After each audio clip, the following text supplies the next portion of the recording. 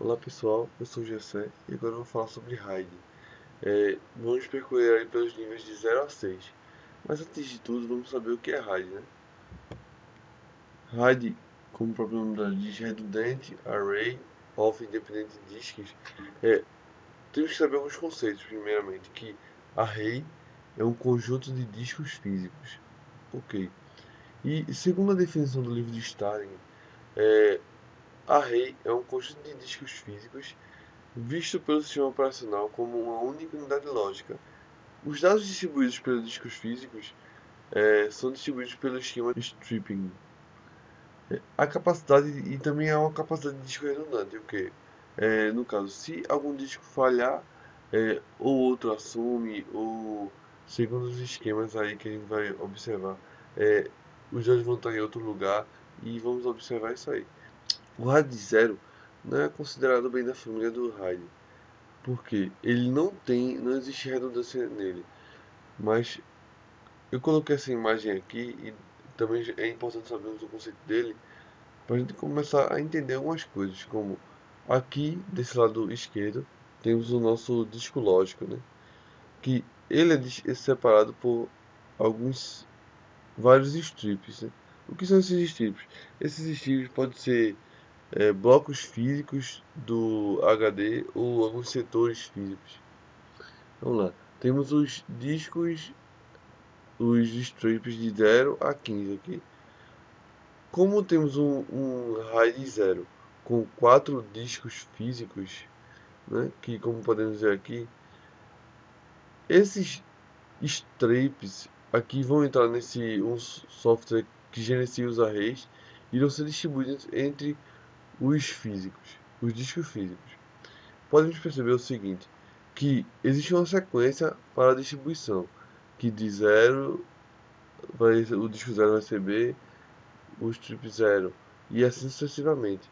O que isso ocorre? Esse bloco aqui dos strips de 0 a 3, eles formam um stripe, ok?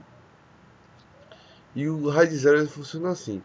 Ele apenas agrega a banda dos discos, né? No caso, eu tenho um disco de 4 discos de 1 TB, ele vai somar essa capacidade e não haverá uma redundância de dados.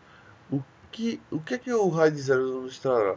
Ele nos trará uma alta performance de transferência de dados e de escrita, de pesquisa, né? No caso, o dispositivo de terceiriza vai pedir algum dado a ele. Esse, esse dado pode estar em qualquer um desses strips aqui e se o acesso vai ser muito mais facilitado, né? Que vai causar uma alta performance, ok? Vamos lá para o RAID 1.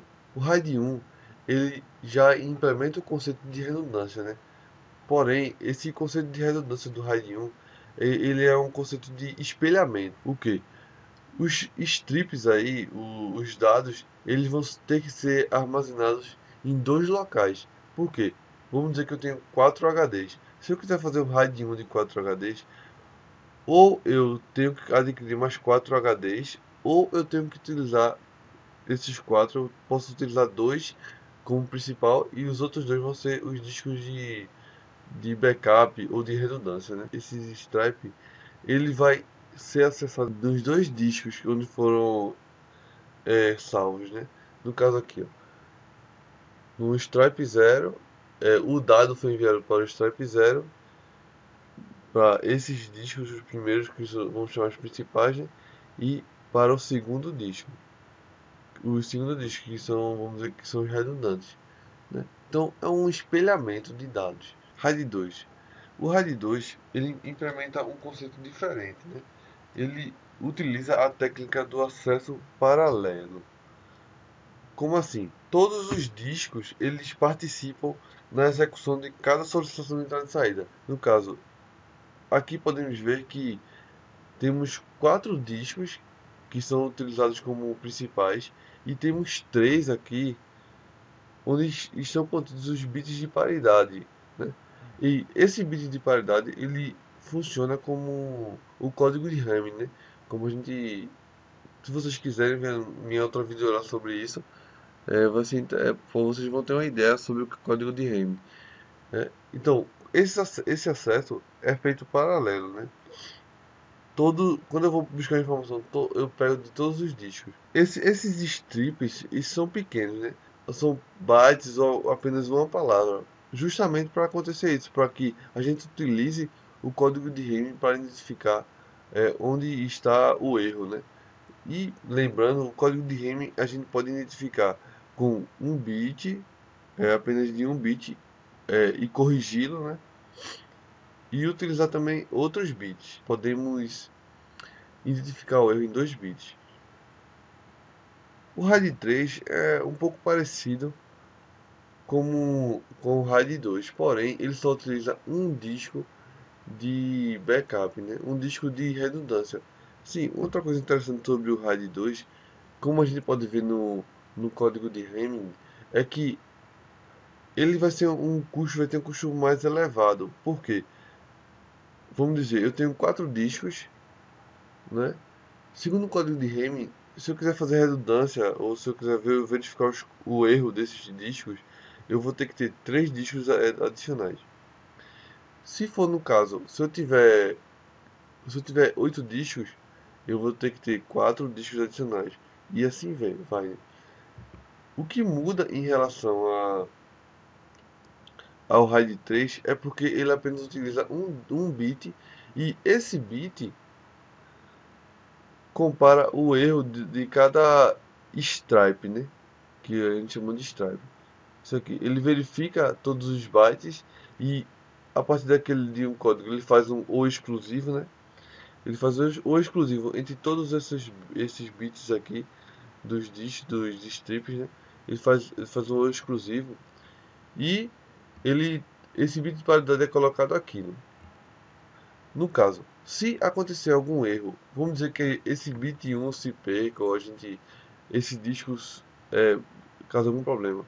Eu tenho como recuperar esse bit 1 quando eu adicioná-lo através do cálculo de um exclusivo com os outros discos que ficaram de pé, eu consigo retomar o dado que tem nele aqui. E assim funciona o RAID 3.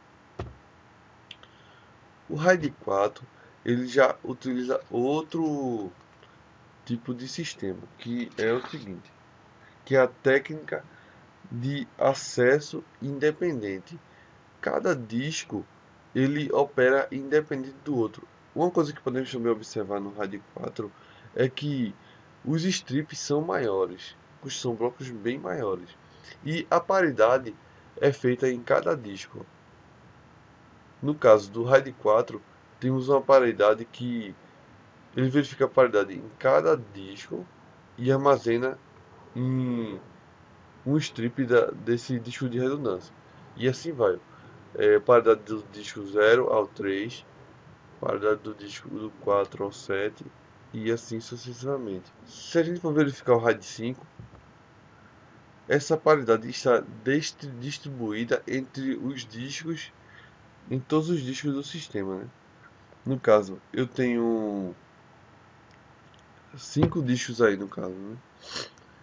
Eu vou ter as paridades de 0 a 3, só que essa paridade ela vai estar distribuída entre os discos.